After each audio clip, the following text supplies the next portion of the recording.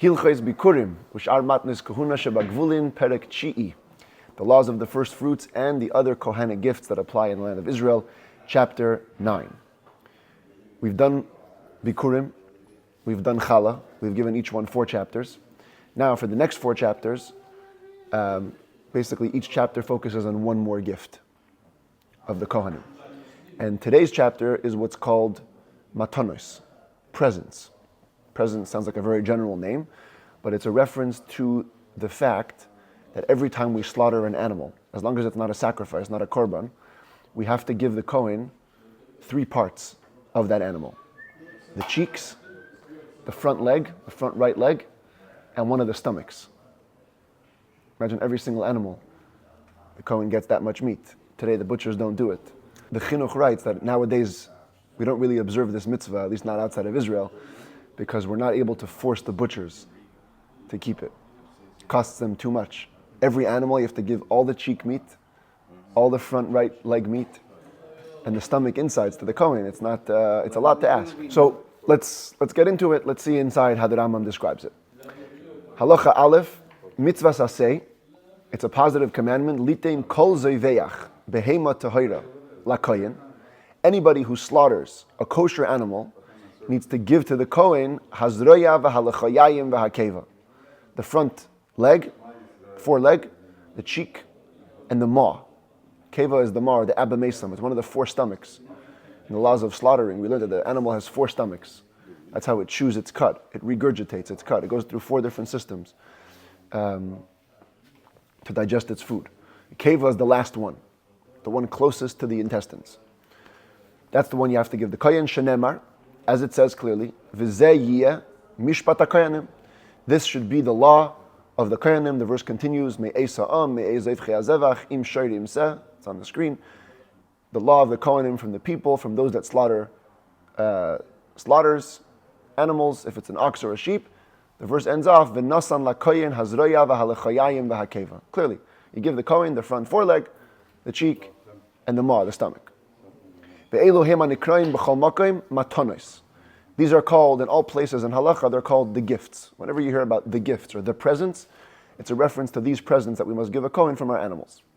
Mitzvah zu, says the Rambam, this mitzvah, neheges tamid, is always applicable. Bein b'fnei abayis, bein shalei b'fnei abayis, whether in temple times, whether not in temple times. It also applies in all places, bein ba'aretz, bein b'chutz ha'aretz, whether in Israel, outside of Israel. That's the Rambam's opinion. Like I said before, the Chinuch says that we can't really force butchers to keep this mitzvah outside of Israel. But in Israel, I know that there are Jews that actually do their best to try to do this mitzvah. They actually will buy an animal and have it slaughtered by the butcher for them so they can give it those gifts to the Kohen. Because it does apply always and everywhere. But it only applies to ordinary animals, not to consecrated animals, not to sacrifices. Now, when we learn about sacrifices, God willing, in the next book of the Rambam, we're going to see that sacrifices cannot have a mum. They can't have a blemish if they want to be sacrificed on the Mizbeach. Therefore, if an animal is consecrated and then it gets a mum, it gets a blemish, it has to be redeemed. You have to buy it back from the temple treasury, and then the animal just kind of, becomes ordinary again. What if you consecrate an animal with a blemish? You're an observant Jew, you know that an animal with a mum, you know that an animal with a blemish cannot be brought as a sacrifice. But you consecrated it anyways. You can't do that. So here, interestingly, the halacha says that because you knew that it had a blemish, and clearly you weren't planning to bring it on the Mizbeach, so what happens is, it becomes holy for its worth. Kedushat damim. The body of the animal doesn't become holy because it can't be brought as a sacrifice, but its worth becomes holy. And you also have to redeem it, so to speak, if you want to be able to use it again, by paying the worth. So the Rambam says, how does that affect these laws? Kol HaKodashim, shekodam mum kavua lehekdeshan. Any sacrifice where a mum kavua means a blemish which is not going to go away. Not just like a cut that could heal. And noticeable. Huh? And noticeable. Noticeable, but also it's permanent. A permanent blemish. If it's internal, no, then it could be even worse because it could be treif. internal organs damages makes an animal treif. If an animal is slaughtered and it's discovered to be treif, and the whole thing is disqualified. The mums that disqualify a korban are all on the outside. So if it's in a situation like that, then the person like that, you find out that it's, then what? Bring another one. Bring what? It's like the korban Pesach. You pay so much money for the Passover sacrifice. If it was discovered to be a treifa, you have to bring another one. At any rate, if the blemish comes before the consecration, which means that you only consecrated it for its money, because clearly you weren't planning to bring it on the mizbeach, the mum was already there, v'nifdu, and then you redeem it, you buy it back from the temple treasury, chayavin b'matanis. They're going to be obligated to have the presents for the Kohen separated. Why? Because they never became inherently holy. Yes, they belonged to the temple treasury, but they never became inherently holy. So it allows the obligation of giving the matanis. But if all that was there before you consecrated it was what's called a mum oiver, a passing blemish, a non-permanent blemish, it's going to heal. So then, when you consecrated it, you did plan for it to become inherently holy. You knew that it had a blemish right now, but it's going to heal, and you wanted the body to become holy. Or it's just classic. You consecrated an animal unblemished, and then a blemish came in it. V'nifdu, and you redeemed it. So in both of these cases, since the body of the animal became inherently holy, kedushas guf it's called, holiness of the body, so that exempts them from the gifts. And even if you buy it back, you redeem it back, and it comes back into a regular person's property, when you slaughter it, you don't have to give any presents to the kohen. Halacha gimel, safek bechor. If there's a doubt whether an animal is a firstborn, we're going to learn that a firstborn animal has to be given to a kohen. What happens if, just give you the scenario the commentaries talk about, what happens if you have a animal which never gave birth before, and it gives birth to twins, a male and a female, but you don't know which one was born first. So now the male is a doubtful bechor. It's a safek bechor. You don't know, is it firstborn or secondborn? So the Rambam says, chayav b'matanos mikol tzad.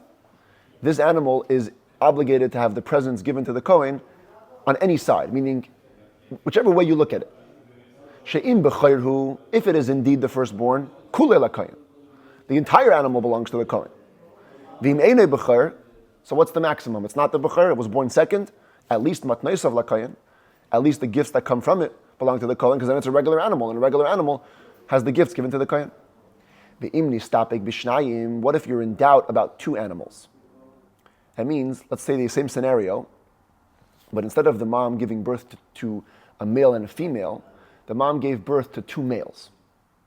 So now, one of them is for sure a firstborn, because they both fit the bill. They're both males, and one of them was born first. You just don't know which one was born first. This is nistapik b'shnayim. You have a doubt about two animals, in which case the kohen can take one of them out of doubt, because he for sure gets one of them. And we'll see in a couple of days that the law is that he takes the weaker one. The weaker one goes to the kohen. In this case, the other one is actually fully exempt from having the gifts given to the kohen when it's slaughtered. Because we look at it legally as if the kohen acquired both animals and he handed back the stronger animal to the owner. And when a kohen hands back a stronger animal or any animal to the owner, he relinquishes his rights to the presents. And therefore, when the owner will ultimately slaughter that animal, no need to give the presents. Avos fake meiser, but if it's a doubt of what's called meiser behema, every year you must take a tenth of all the animals that you raised in your herd, and there's a whole way how to do it. You put them in a pen, you walk them out one by one, you call out the numbers 1, 2, 3, 4, 5, 6, 7, 8, 9, and the 10th one, you smear it with a red paint, and that becomes designated as a sacrifice. What happens if you get confused? Number 9, number 10, you forgot which one is which. So now the animal is a doubt whether it's meiser behema, pater mikol makayim. In this case, it's exempt at any rate from gifts when it's slaughtered. We have a famous ironclad rule in halacha. If you're trying to get something out of somebody's possession, you have to bring the proof that it belongs to you. So when the kohen is going to come and say, hey, give me my gifts. You say, one second, prove that it's not holy.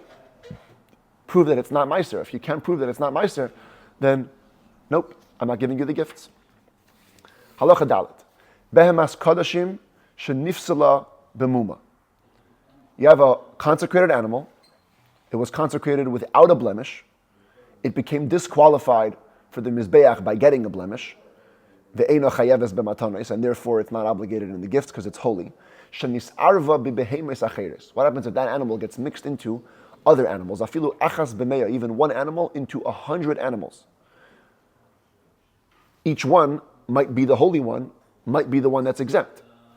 So the Rambam says, Bizman shekol behema mehen le'echad, at a time where every individual animal goes to another person. That's how I'm translating it.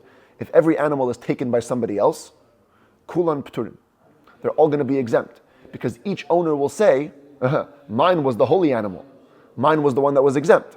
Shekol echad ve'echad safek, everybody is in doubt. When the Kohen comes to get the gifts, I'll say, I was the one who bought the animal that used to be holy and was exempted.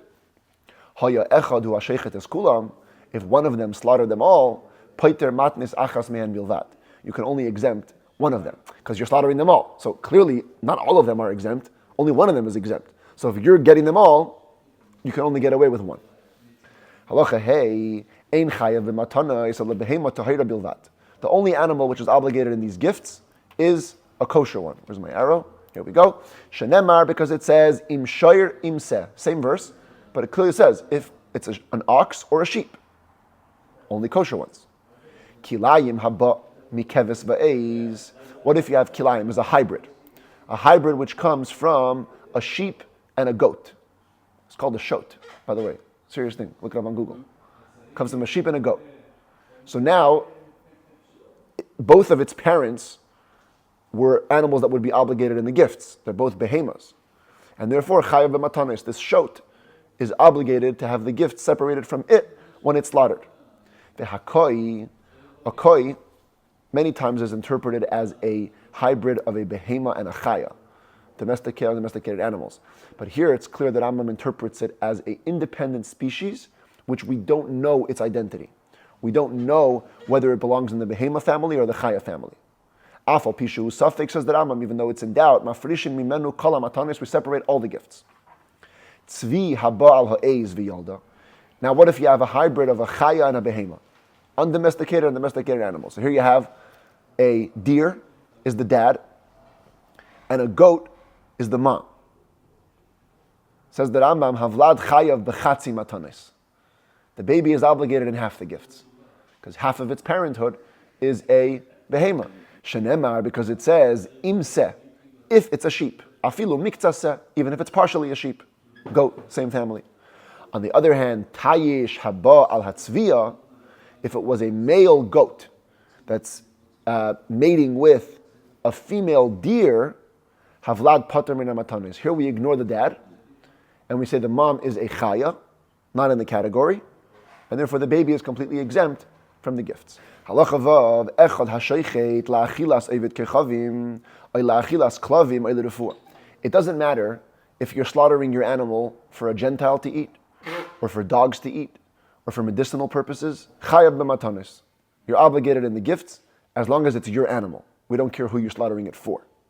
We'll soon see if it's somebody else's animal, you're just being the slaughterer, well then they might not have to give the gifts. But if it's your animal, doesn't matter the purpose, you got to give them. Behemas shutfin, if you have a partner animal owned by two partners, chayeves, it's obligated in the gifts. Shenemar, because the verse says, zoivchei hazevach, those, plural, who slaughter the slaughtered animal. So, you got to give from your portions. Halacha ches.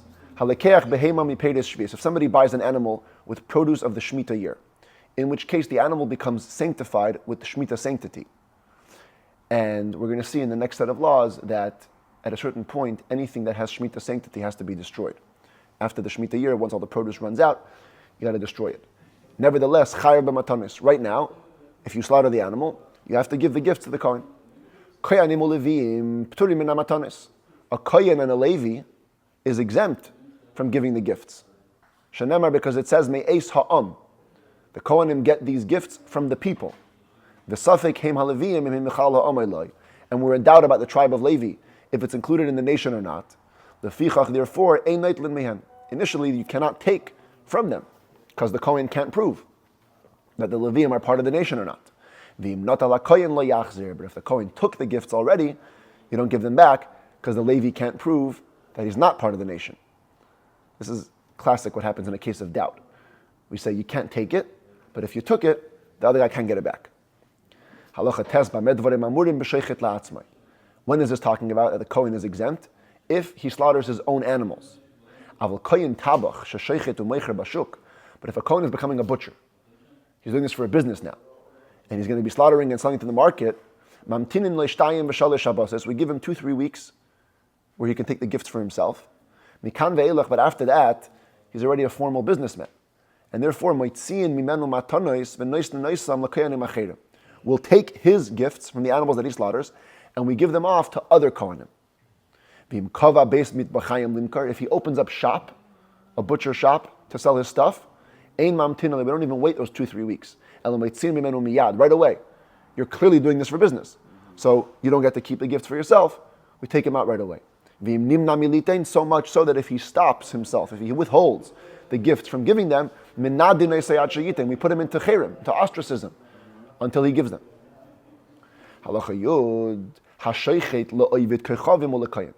What if you're slaughtering for a Gentile or for a Kohen? The commentaries explain, not like halacha vav where it says la'achilas oived kechavim, for the eating of the goyim. That was when it's your animal for somebody else's purpose. Here, you're slaughtering a Gentile's animal for them, or a Kohen's animal for them. Pater min hamatanis. They're exempt from giving the gifts, even though you slaughtered it, but it's their animal. If you go into partnership with a Kohen, you have to mark your portion on the animal to make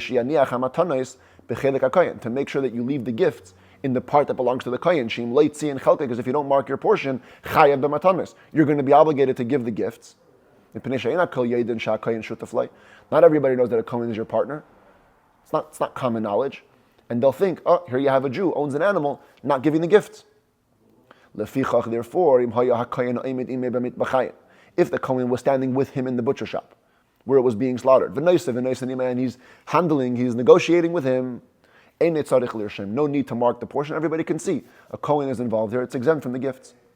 If you partner with a guy, with a Gentile, no need at all to mark your portion. By default, Gentiles would talk a lot, and he would let everybody know that he's in partnership with a Jew, even if the guy is not with him at the time of sale. Halacha Yud Aleph. We're going to see how important it is that you use the right language when you make this partnership. Hisna hakayin imay shehu shutaf chutz min hamatanis. That's the important word here.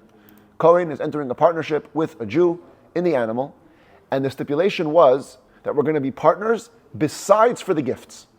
That's the word he used, chutz. Harei hamatanis lakayin. So then the gifts will go to the Kohen, who's the partner. Kevan sha'amar lechutz. Since he used the word except, harei shir lehakayin chelik b'matanis. That means that the Kohen is retaining the rights to those gifts, ulefichach him shalai, and therefore they belong to him. Avolim amar lehakayin. But if the Kohen said one word off, he switches the word. He says al menas sha'amatanis shali. We're partners on condition that the gifts are mine. So in the first scenario, when you say we're partners except, that means we never became partners in the gift. But if you say we're partners on condition, that means we're partners in everything, including the gifts, on condition that I get the gifts. That's not a good condition. The gifts actually belong to the Jew, the regular Yisrael, and he gives them to any priest that he wants. Even though the Kohen made the condition that it's going to belong to him, he doesn't become exempt from the gift. Because when you say on condition, you haven't retained any rights to the gifts. Except means that I hold the rights to that. We never became partners in that area. On condition means we are partners and I'm trying to take it out of you. Since the Kohen didn't retain any full ownership of that stuff, he doesn't acquire them with the condition. It's a bad condition, and the Jew gives it to whoever he wants. Halacha Yud Beis Haya Kohen Shutav B'Reish. What if the Kohen wasn't partners in the whole animal, only in the head? Pater min halechi. So then, one of the gifts is, huh? How is that possible? That's what they said. They said, I only want to have the part that's the head. Once the animal is going to be slaughtered, we'll divide the head equally. We're not going to divide the rest of the animal. So then this animal is exempt from having the cheeks given to the Kohen, because he's a partner in the head.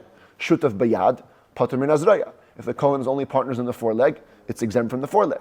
Shutav bivnei me'ayim, pater min akeva. If he's a partner in the intestines, you're exempt from giving the stomach. Amar le'akayin, if the Kohen said, the whole animal is mine, but the head is yours. Chayav balechi, you're obligated to give the cheek back to the Kohen. Because the head, which is obligated in giving the cheek, belongs fully to the regular Jew. Halacha Yud Gimel, Gershon is Gayer, a convert which converted v'haisale behema shchuta, and he had an animal that was just being slaughtered by somebody else for him, but we don't know when it was slaughtered. So im nishchata ad shalei nisgayer pater. If it's slaughtered before he became a convert, so it's exempt from the gifts. The im achashin nisgayer, if it's after he became a convert, obviously chayav, he's obligated. The im safek, if it's a doubt, pater, you're exempt. For the same rule as before. When a person wants to expropriate things from a friend, he must bring the proof that it belongs to him. So the Kohen will have to prove that it was slaughtered after the guy converted. As long as there's no proof, no gifts. Halacha Yudalit. If you have an animal where the gifts weren't taken yet to the Kohen, muter lechel mimeno, you can eat from the rest of the animal. It's not like tevel, untithed produce. Because the gifts to the Kohen are distinct. In a pile of produce, you don't know which 2% goes to the Kohen. So until you take it out, you can't eat from the rest of the pile. But the animal, we know, this part's going to the Kohen, that part's for you. But those gifts themselves, the cheek and the foreleg and the stomach, it's forbidden for a regular Jew to eat them unless he's in the permission or in the domain of a Kohen. If the Jew transgressed, ate them, or damaged them, or sold them, he won't have to make restitution, no need to pay, because it's money that has no claimant. There's no specific Kohen that can say, hey, it belonged to me, because you can give it to whatever Kohen you want. So there's no plaintiff. But the Jew who buys them, even though it's not permitted, he's allowed to eat them, because gifts of the Kohen could be stolen. And it's stolen. And when it passes ownership, then that's it. It belongs to that guy and it's his. Halacha tezvav amar letabach. A person tells the butcher, please, sell me the intestines of a cow. And in the intestines came also the stomach, which is part of the gifts that go to the Kohen. The Jew needs to give them to the Kohen as the gifts, and on the other hand, the seller doesn't have to reduce the price, because it's part of the bill. You're buying the intestines, the full intestines, give your part to the Kohen. But if you took them by weight, since you're buying by weight, you give the stomach to the Kohen, but you can reduce the price based on the weight that you're not going to be actually having benefit from, because it's going straight to the Kohen.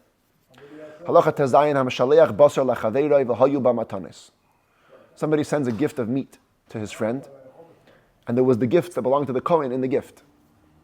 Should you assume that your friend wants you to give it to the Kohen, or should you assume that he's being a nice guy and he already took care of the Kohen? So the Rambam says, you don't have to worry that the guy stole the gifts from the Kohen. He probably already worked it out. Maybe he paid the Kohen, maybe the Kohen gifted it to him, and you can eat everything. What if there's a place where there's no Kohen at all? So of course, the meat's going to spoil. So what do? You estimate. You get the meat appraised, figure out its value, eat the meat, so you don't cause a loss to the Kohen. And give the money later to whatever Kohen you want.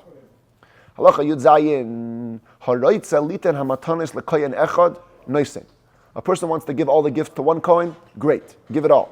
And if you want to split them, you have two Kohanim friends, and you want to split the meat, so what do? Don't divide each gift in half. Half a stomach to this guy, half to that guy, half the leg to this guy, half to that guy. You give the foreleg to one guy, the stomach to another guy, u'lechayayim l'shnayim, and the cheeks. You have two cheeks. You give one to each Kohen. Shenemar, as it says, titen loy. You give it to him. That means sheyiyeh b'kadei matana. Every gift you give to the Kohen has to have an amount that's significant to be called a gift. And therefore, takev him hayu shel shur. If it was an ox's leg is huge. You can divide them into cuts. As long as in every cut there's enough that's significant to be a gift. Okay, halacha yudches ezehu hazraya. We have to define what exactly is the foreleg. So here we can see the full foreleg. There's a number of bones here connected by the joints. So the Rambam says we're talking about, first of all, zaya shel yamin, the right foreleg, mina perek shel arkuba ad kaf shel yodai, from the top of the knee joint until the palm, so to speak, till the bottom. So basically the bottom two bones over here. This is the humerus, not the humerus, after the humerus, over here and down. Two limbs, one mixed with the other. What's called the cheeks. Mina perek shalechi, from the lower jaw essentially,vad pika shel gargeres, until the beginning of the trachea, the windpipe. Tabaz gedola, the largest ring, the opening ring of the windpipe. Im haloshen shebeneim, with the tongue in between the cheeks. Hakoil lakoyin. All of it goes to the Kohen. So it's basically a huge gift. It's the cheek meat and the tongue meat that goes to the Kohen. Yutes, when you give the gifts to the Kohen, ein moel genoisan ve'ein mafshitin noisan, no need to boil them, to pour boiling water on them or to skin them. Elo yitnu lei ba'oiranu v'tzamran. Give the Kohen the whole piece with the skin, with the wool. The hakeva b'chelev she'aleh u'b'chelev she'besoicha. The abamesam, the stomach, this is the bottom right here, the keva, the bottom part over here. Give it to him with the fat that's in it, with the fat on top of it. The Rambam says the Kohanim, at least in his region, had the custom to leave the fat of the abamesam, the ma, to the owners.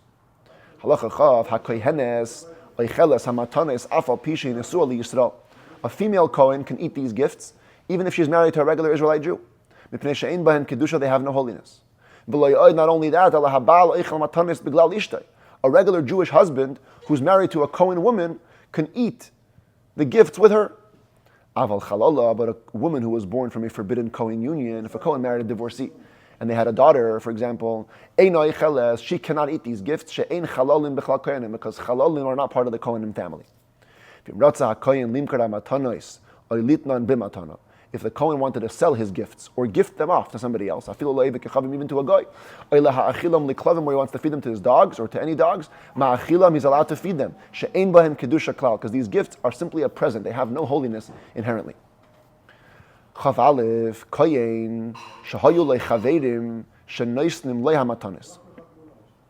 Kohen had some friends who always gave him the gifts of their animals. If the Kohen wants to pass it on to another Jewish friend of his, since he knows that these Jews are going to give him the gifts, he can transfer the ownership even before the gifts come to his hand, because he knows they're coming to his hand.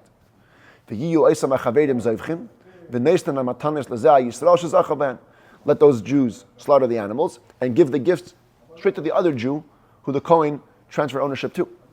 So long as this Jew is living in poverty, he doesn't have money to buy meat, and the Kohen is a good friend of his. But let's say the Kohen was the servant, the attendant of the Jew, or his hired worker, or his employee. He cannot transfer the ownership till he actually has the gifts in his hand, because maybe the Jew will force him to do so. That's not allowed. Once the Kohen is holding the gifts, he can hand it off to the other Jew. A Kohen shouldn't rush to grab the gifts from a Jew. He shouldn't even ask for it verbally. If he's given it honorably, you take it. When there were lots of Kohanim in the butcher shops waiting for the gifts, what used to happen was the modest Kohanim would pull back, they wouldn't jump. The gluttons, the fressers, they used to go and grab their portions. If But if there's a modest Kohen who people don't know in town that he's a Kohen, he should take the gifts publicly. So everyone should know that he's a Kohen. The best way for Kohanim to eat the meat is roasted with mustard. That's the geshmaka way to eat the tongue meat and the cheek meat and the leg meat. Shenemar, because it says lemashcha, I've given you these gifts, says Hashem. Lemashcha means for distinction, or for eminence, for importance. Kederach sha'ichem hamalachim, as kings eat it. They should eat it like royalty, and therefore they should eat these gifts if they want to, in the best way possible. The commentaries say that if they don't want to, they can eat a different way. If they don't like mustard, you can barbecue it a different way. The point is, you should eat it in a very important way. It should look good.